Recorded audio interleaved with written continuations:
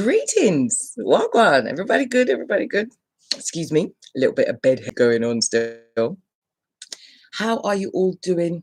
I am Natural Mystic. I am bouncing back. And you, as you know, sometimes my friends and family call me Leash. Occasionally I get called a ladybug. So you are all my love bugs. And I just want to have a quick update with your good selves while my tea is cooling down.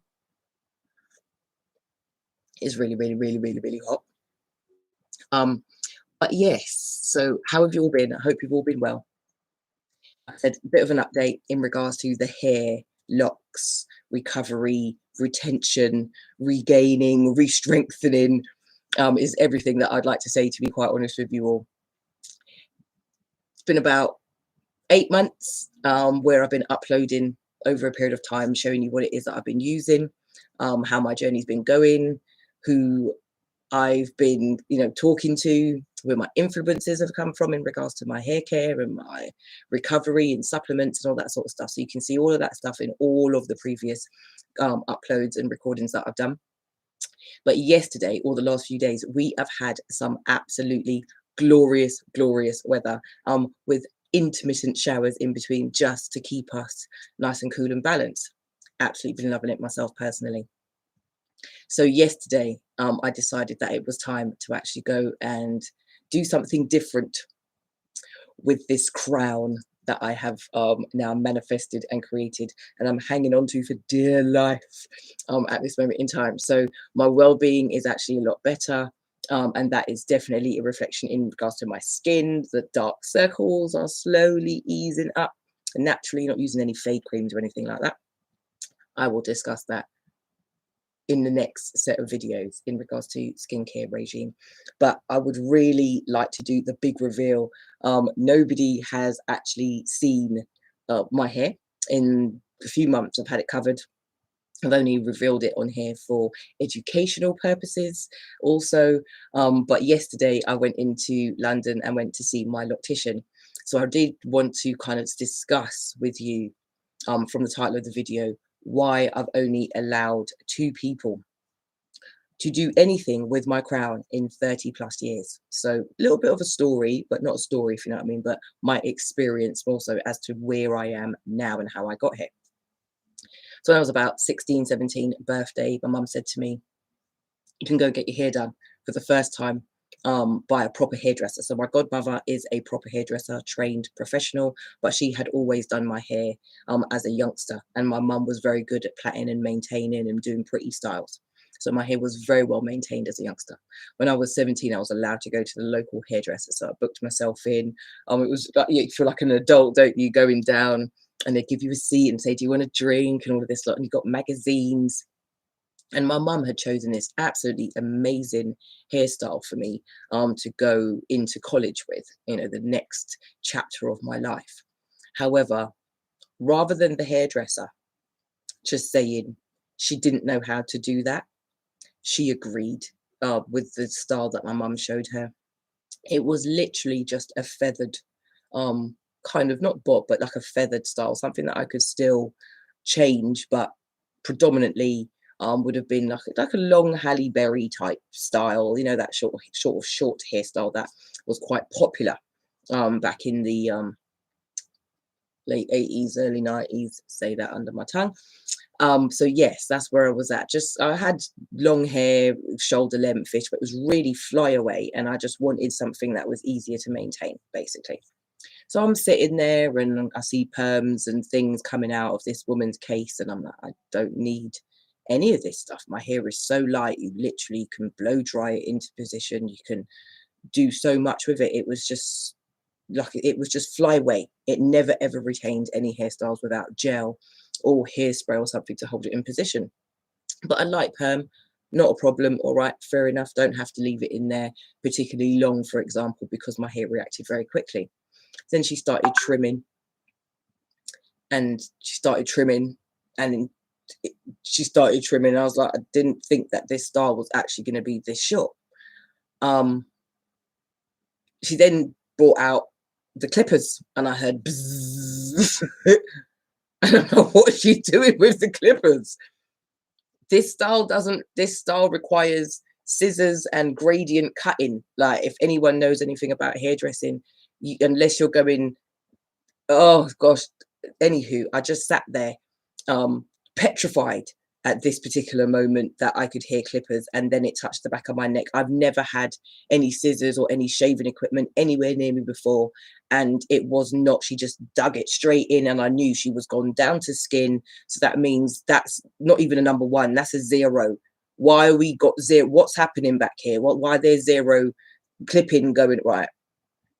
So I had to let her finish, obviously, because she'd started doing something, and I couldn't just walk out midway through because I didn't even know what she'd now started. After 4 hours of sitting in this chair, I've come out with what I would call a salt and pepper bob. Now, if anybody remembers what that is, unfortunately, I haven't put any pictures or anything in here, but yeah, please go back and have a look at when Salt and Pepper first got their hair done, and when they first came out and became popular with their push it tune. Definitely go and have a look at the video. But that was the hairstyle that I came out with. The back was shaved, it had a pattern in it, there was this weird bob that wasn't even, and this really dodgy fringe. And it was, I went home and my mum just burst into tears. And she was like, "What have you done to your head?" And I was like, "Well, I didn't do it. Somebody else did it." Do you know what I mean? But that wasn't what you asked for. And then it was this whole argument, why did you let her do that? And all this. I'm like, I didn't feel confident enough to say to the person, stop, I'm not confident, I don't like what you're doing, this doesn't feel right. So like I said, we then go back to my godmother, who has to then try and salvage some sort of hairstyle from what had happened. So at that stage, it was wave nouveau and like curly perms, or light jerry curls, as you may call it in the US. So that was kind of an option in order to just help my hair grow, like just get it back, because what she'd done to it was just absolutely awful. So it was all tidied up, and I kind of had like a gradiated, but gradient bob. It was really nice. It gave me a bit of body, gave my face some structure, because what she'd done to me was just absolutely awful. So my hair grew back, luscious. It was lovely. Wave nouveau and the texturizing that was around at that time actually really agreed with my hair. People at school were like, "Wow, your hair's grown back really quickly," and that sort of stuff. So I knew at that point, this is my godmother, this is my hairdresser. Don't go anywhere else. You've been going to her for predominantly the majority of your life, and this one time that you've gone somewhere else, look what happened to you. And that sat with me for many, many, many, many, many, many years, what this woman did. And this is where I'm saying about, it really disturbed me what she did. Hair and the way we look is something that people see first, and then that's how we're judged. So at 17, 18, my confidence had been completely shattered by this woman in regards to what she'd done. She'd massacred my head. My confidence was not, I felt really, really low inside. And then my hair started to fall out. This is where the alopecia actually started. Now, I come from a West Indian or Caribbean background, and there's some things that my elders have always said to me is, be careful of the person who you allow to put their hand in your head. When they say hand in your head, as in allow to do any sort of hairdressing or styling, washing, cutting. Only cut your hair at certain times. Also, in regards to trimming, look at the cycle of the moon. How does your body work? All this sort of thing. And I never really implemented it throughout life, or didn't think that what they were saying had any sort of bearing or fact or truth in my life. So I'm not saying it's factual to anybody else, but just to me. I don't really like women putting their hands in my head anymore since that experience. But my godmother's energy was something that I'd known since a youngster. She had no bad intention. She wasn't envious or grudgeful. And I find that sometimes that's what we hear other women saying when we're sitting in the hairdressers, when we're sitting in salons, and we can hear that there's a level of jealousy. There's whispers, "Oh, her hair quality is this," or "Look how she came in and then look how she went out." That's the transformation, where caterpillars, when we're first going and we come out as butterflies. That's the way I see it. But I always had those little jibes in the background, "Oh, look at her with her good hair. She thinks she's better than everybody else." And I couldn't stand that. I couldn't stand that. My hair was very well maintained, and that's why people would say it was manageable. I don't have 4C hair, like a lot of other Nubian and menelated women and men out there. My family is very mixed and diverse. I've got a couple of different bloodlines running through me, a bit of Scottish, a bit of German, hence the complexion. So therefore that is reflected in my hair being a slightly softer quality. It doesn't mean that I think I'm better than anybody else, because there's a lot of hairstyles I can't have. For example, if I was to perm it, it looks really thin, like I was going bald. You could always see my scalp with certain styles. It never had any body. It wasn't thick.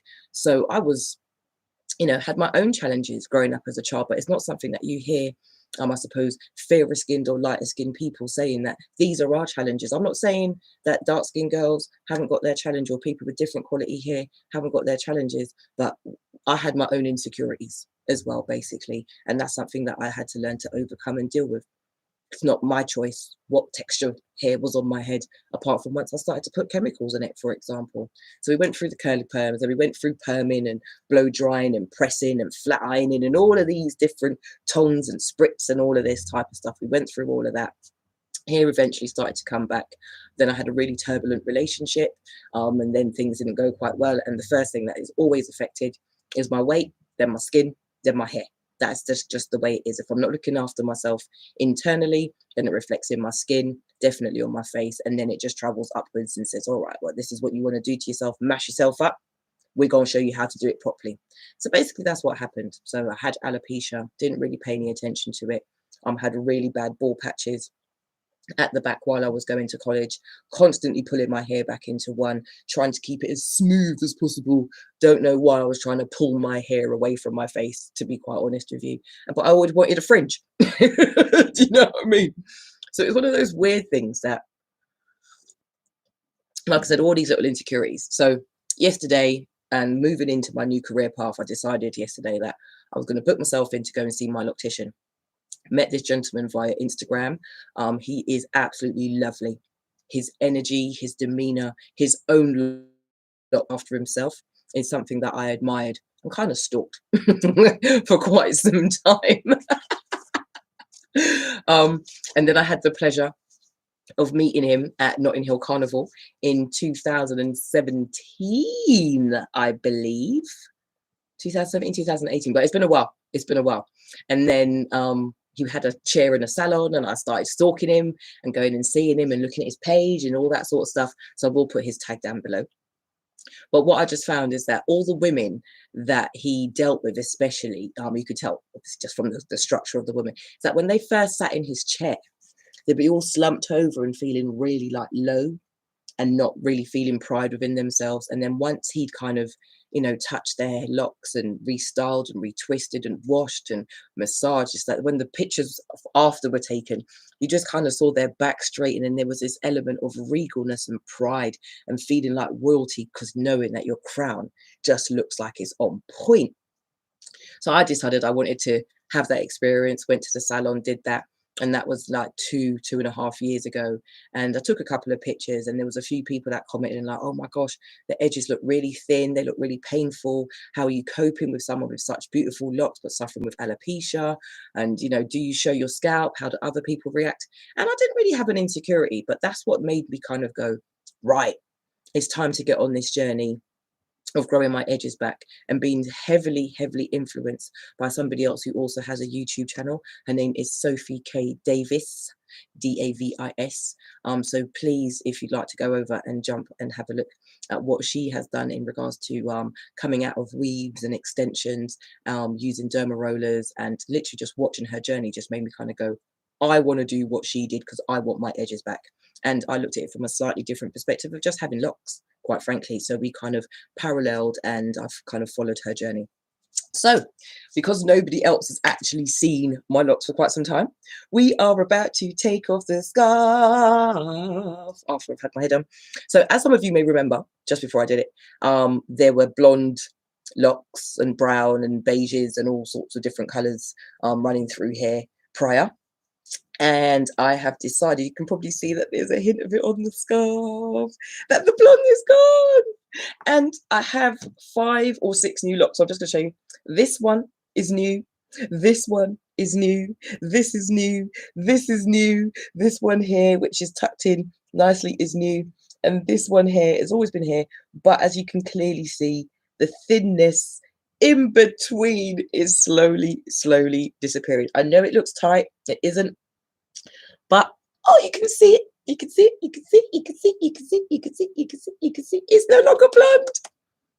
I have gone for a dark aqua blue. So got a little bit of a hint of green, but it's mainly predominantly dark blue. And I've just got it done fresh, neat. So yeah, I'm just loving it. I'm absolutely just loving it. So I'm ready for the new career path. I'll speak to you about that when I start going on my training. I think that'd be quite interesting. And just part of my life, part of my blog, part of my vlog. And yeah, so I'm just gonna chill today, keep this neat, tidy, maintained. I can even get some baby hairs in there. So I might take some pictures for the gram with some baby hairs. Oh my gosh, I'm just feeling myself. I'm not gonna lie, I really am feeling myself the last 24 hours. Like I said, you are all the first to see the progress that has been made in regards to the edges. I will get someone to take some pictures of the back for me. And like I said, if you want to follow me on Instagram, it is still I Am Natural Mystic, exactly the same as it is on YouTube, where you'll be able to see the photos. And I'm also put my loctician's Instagram link tag down below the description box once this is uploaded, and then you can all go and follow and have a look at his wonderful work that he does for both men and women. And it's just beautiful, beautiful, beautiful person.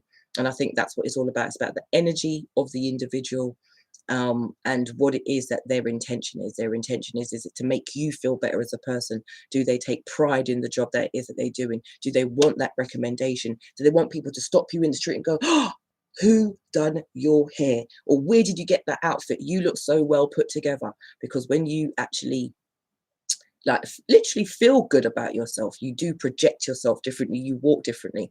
And I just want to finish up. I won't make this too long. It's a little bit longer than I intended, but I won't make this too much longer. I just want to finish up here. I want to shout out my elder sister Monique over there in the US of A, who has lately been discussing women going out in bonnets. And I personally kind of agree with where she's coming from on this one. It's because what she said actually was personal to me. I took it personally because I've always used having locks as an excuse to kind of not present myself a certain way. I can just chuck on a headscarf, basically, or I can just chuck on a this, and I can kind of go, and then I don't get the same kind of eyes looking at me in the same way that women do who would wear a bonnet, for example, because I can wear, a headscarf or a pashmina or something and actually, just make it look tidy for the moment that I'm running out. Or I can literally just put a hoodie on and just cover my entire head and nobody really knows what's going on underneath. And I definitely agree with where Sister and Elder Monique says that when you go out, you're supposed to have an element of regalness, of pride, of how you carry yourself. And you want other people to kind of look at you in admiration. And you want to inspire people to be a better version of themselves. And when I don't dress accordingly, I feel horrible within myself. If I wear a lot of tracksuits and trainers and stuff, I don't feel like, my feminine energy is being portrayed. I feel like I may be even being judged, being a bit thuggish looking, even the fact that I'm in my 40s, well into my 40s, but people will judge you from the way that is you look, regardless of age. And because there seems to be a kind of dress code in regards to the way some people are going out on road at the moment, you get categorized, you do get judged. It's as simple as that. So I realized once I'd done my restyle and my locks and I came out, even though I still had on my tracksuit and I still had on, the same clothes that I went in with, I carried myself so differently. There were like people who actually looked at me and smiled rather than feeling maybe intimidated or all standoffish. She's not approachable. And I think that's what it is. So I know there are times that we get caught out, but females, women, ladies, I do have to agree with her. It's not always okay to not take pride in yourself, especially if you've got a man or if you're looking for a man. Like, I'm not saying you do it for men, but it comes from within and you attract what you are putting out there. And in all honesty, if you're looking a certain way, then that's what you're going to pick up, that energy from those people. So just bear that in mind. I just remember being told when I was younger, make sure you have on clean underwear when you go out because you never know what might happen. So I think we should not just think about the underwear, but think about the rest of us. Final funny story in regards to going out in a rush. Years and years and years ago, a friend of mine, her and her mum, used to do a lot of arts and crafts. So there was always a lot of glitter around the house. So one day the little girl was doing some arts and crafts and it was glitter. So the mummy said to her, go and get the flannel and clear up and it's time for dinner. So the little girl runs, gets the flannel, wipes everything down. Mum's really happy when she comes to put the dinner on the table because everything's cleared away and it's clean. Following morning, daughter needs to go to school, mum's in a rush. So she rushes out. This is the same thing about maybe putting on a bonnet and going out unprepared and getting caught out. So the mum rushes out, drops the daughter off, but she really remembers that she's got an appointment. She's had a quick wipe, yeah, so she's not gone out like just with her bed frowsiness. She has actually wiped off the bed sweat and gone out smelling halfway decent. Put on clean underwear, all that stuff. Gone to the gynecologist, got changed. The man said, stick your legs up in the stirrup, love. We're going to get ready to do your examination. And as she's done that and the gynecologist has had a look down, yes, it was a man. He said, oh, you didn't have to dress her in sparkles for me. So from that, I'm hoping your brain has figured out that the flannel that the little girl used to wipe down the glitter off the table was the same flannel that mummy used in the bathroom the following morning to have a quick wipe. Went to the gynecologist, sparkling. And that's why I say, be prepared. Actually think about what you're doing before you get dressed and go out on road, because you could get caught out in so many ways. Thank you so much for joining me. I hope you enjoyed what was actually a little bit of a longer story than what it was. But I just wanted to basically just say, be really cautious in regards to who you let put their hand in your head tap, because their energy is transmitted through your chakra, through your crown chakra. And if their energy and their intention ain't clean and it ain't good, don't go there. That's my final word. Much love, people, guidance, protection. Manifest in as many ways that you can abundantly. And that's what I'd like us all to keep hold of. The world of abundance. Mwah. Thank you all. Take care. Until the next time. And then we'll start talking about facial regimes and getting rid of these dark circles.